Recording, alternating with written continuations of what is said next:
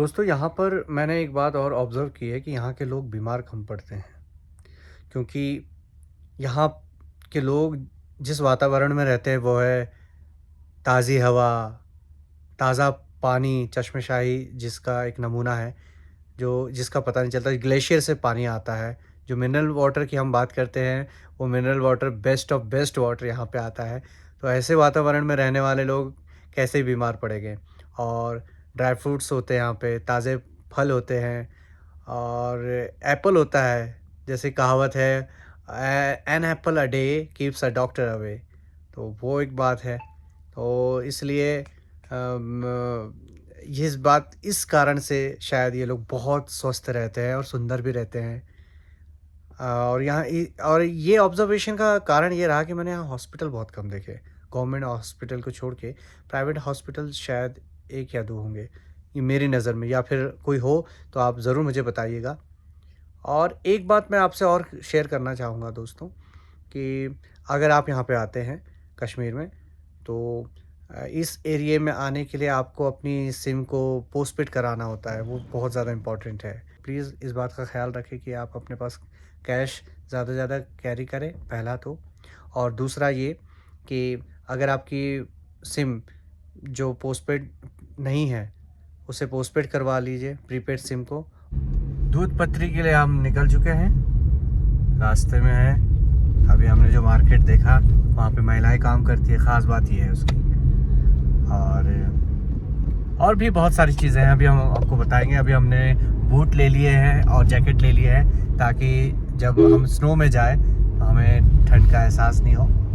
और ये बूट और जैकेट के लिए आपको खुद ही बार्गेन करना होता है उनसे कि भाई कितने में होना है, क्योंकि उनका एक पर्टिकुलर अमाउंट होता है। मौसम के अकॉर्डिंग वो लोग अपने अमाउंट में तब्दीली करते रहते हैं कि भाई कितना देना है, कितना इस बार कुछ ज़्यादा कम। और इनका भी अपना सीज़न होता है। हाँ, इनका भी अपना सीज़न होता है, करेक्ट है। हमारे जो ज़ुबैर भाई हैं, ये हमारे गाइड भी एक तरह के, हमको सपोर्ट भी कर रहे हैं, बताते भी रहते हैं बीच बीच में कहाँ पे कैसे जाना है। टाइमिंग का बड़ा ख्याल रखवाते हैं ताकि आप साइट सीइंग ज़्यादा से ज़्यादा कर पाते, क्योंकि यहाँ पर आने के बाद आप थकते बहुत जल्दी हो। जगह जाना है, साइट सीइंग करने के बाद क्या थकान एक ऑलरेडी आ ही जाती है। तो ये हमारी सब हेल्प भी कर रहे हैं और हमें दिखाने में, चीज़ों को एक्सपीरियंस लेने में बड़ी मदद कर रहे हैं। उसके लिए हम शुक्रगुजार हैं उनके और उनकी कार के। ये देखिए बादलों को छूता ये पहाड़, ये वादी खूबसूरत।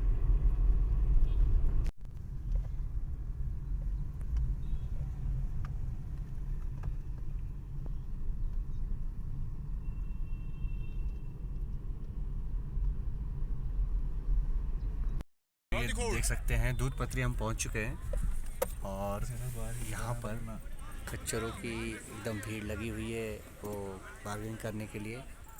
और मैं आपको और चीज़ बताता हूँ, ये देवदार के घने जंगल, लंबे ऊंचे पेड़, उसके बीच ये ऊंची ऊंची पहाड़ियों के बीच ये पेड़, और वहीं दूध पत्री। ये है दूध पत्री का छोटा सा मार्केट, जहाँ पर कश्मीरी लोग कश्मीरी रोटी बनाते हैं, कहवा, चाय और मैगी ज़्यादा मिलता है इन जगहों पे। मतलब इंटायर कश्मीर की जितनी साइट सीइंग है वहाँ पर जाओगे आपको तो मैगी बहुत ज़्यादा इजीली मिलता है, क्योंकि उसको बनाने में टाइम लगता नहीं है। और ख़ास बात यह है कि यहाँ की फ़ीमेल होती है जो काम कर रही होती है। ये हमने दूध पत्री के टोल पर एंटर किया है, और यहाँ जो टोल कलेक्ट करने वाले बंदे होते हैं जो मैन्युअली कलेक्ट करते हैं, खड़े हो के ये रसीद काटते हैं, आपको पैसे देना होता है। तो हर टोल का अलग अलग किराया है, पैसा है। ये जो घर देख रहे हैं आप, यहाँ के जो चरवाहे हैं वो शेफर्ड लोग, और ये जो खच्चर रखते हैं उनके घर है। इसको कोठा बोलते हैं लोग।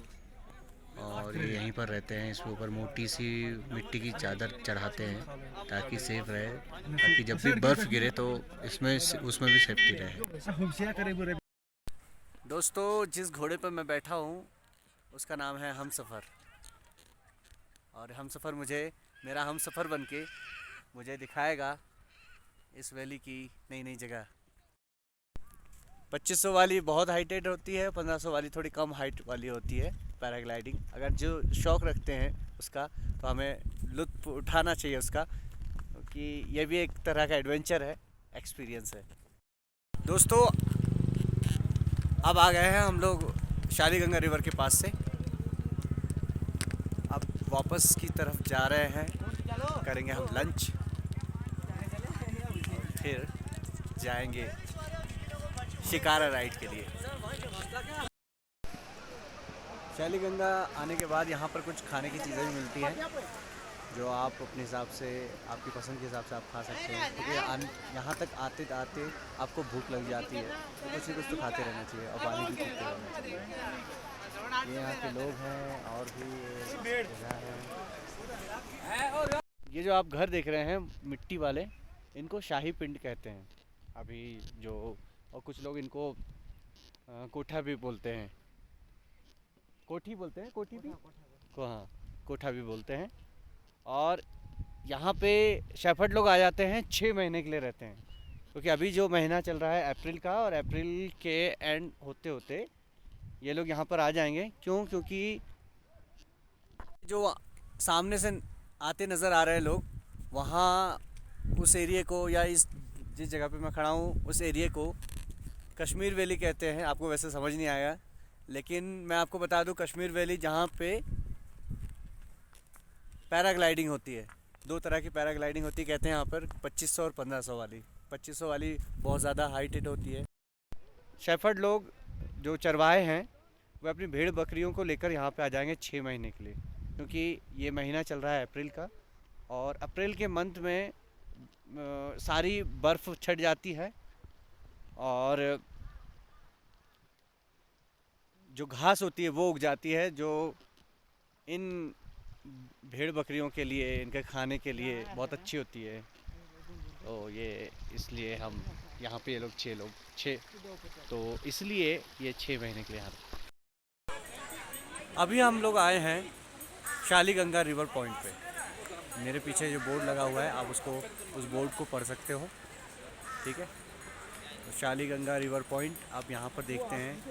ये देखिए, जैसे देखते क्या है बेसिकली, यहाँ पर हम देखते हैं बर्फ़ है और शालीगंगा है, और बाकी अब मैं आपको दिखाता हूँ। गाइस ये है शालीगंगा, और पीछे आप स्नो देख सकते हैं। ये अब धीरे धीरे गल रही है, थोड़ी ही बची हुई है, लेकिन पानी बिल्कुल ज़ोरदार ठंडा है, और आप यहाँ पे आकर बहुत ही अमेज़ फील कर सकते हैं। ये बहुत ही लाजवाब जगह है। दोस्तों अब हम आ गए हैं बर्फ़ की वादियों के बीच, और ये बर्फ़ की चट्टान है बड़ी सी, यहाँ पे हम साइट सीइंग कर रहे हैं। ये शालीगंगा जो जिसे कहते हैं, अब उसी के किनारे पर है, पत्थर है बहुत सारे, ये देखिए। और ये मैं हूँ और ये है मेरी बाइक।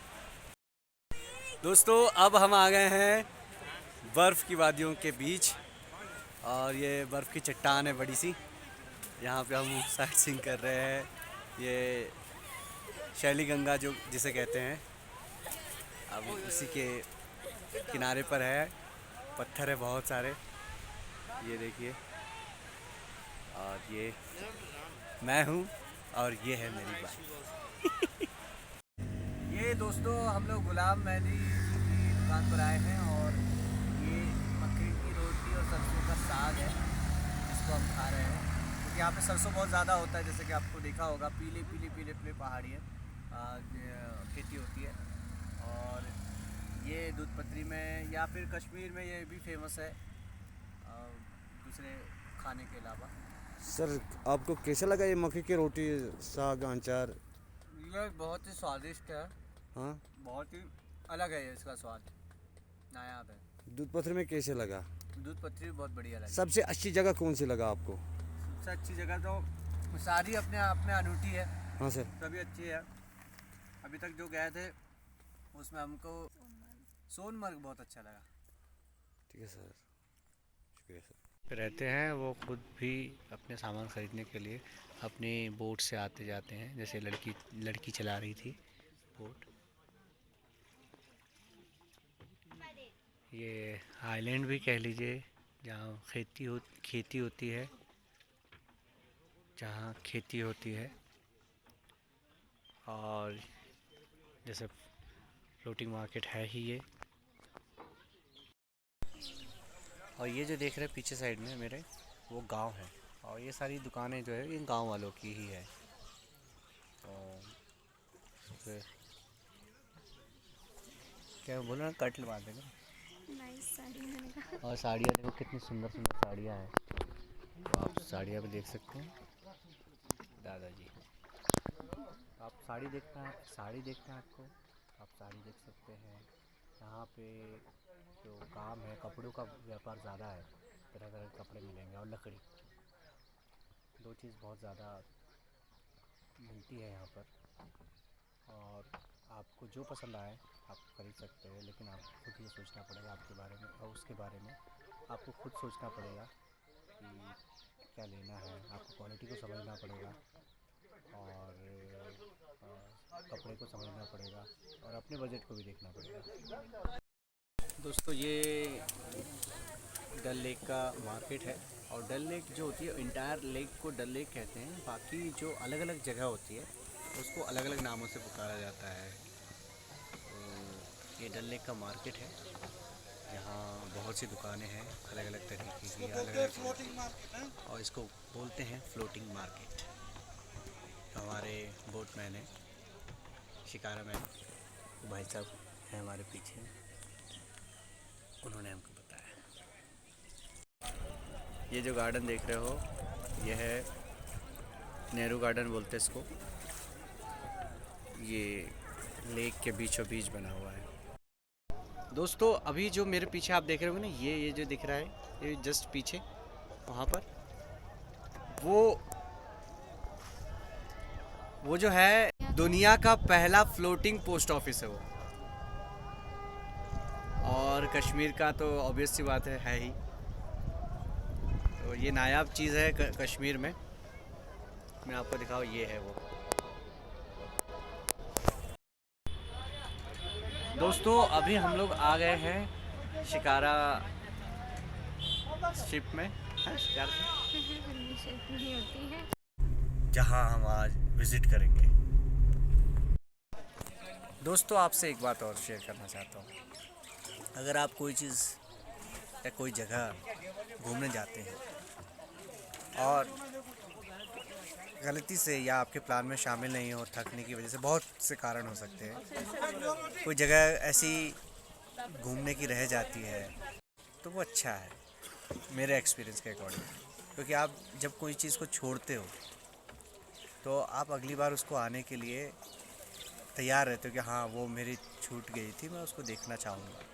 अगर कोई आपसे कहे कि आप वहाँ गए थे, आपने ये नहीं देखा, तो वो अच्छी बात है कि नहीं देखा भाई, क्योंकि अगली बार आप दोबारा आने के लिए मौका भी तो मिलेगा आपको। तो आप क्या देखना चाहोगे, वो एक्सपीरियंस में शामिल होना चाहिए। दोबारा कोई किसी भी प्लेस को दोबारा विज़िट करना बहुत ज़रूरी है, दोबारा तब आपकी मेमोरीज स्ट्रॉन्ग होती है।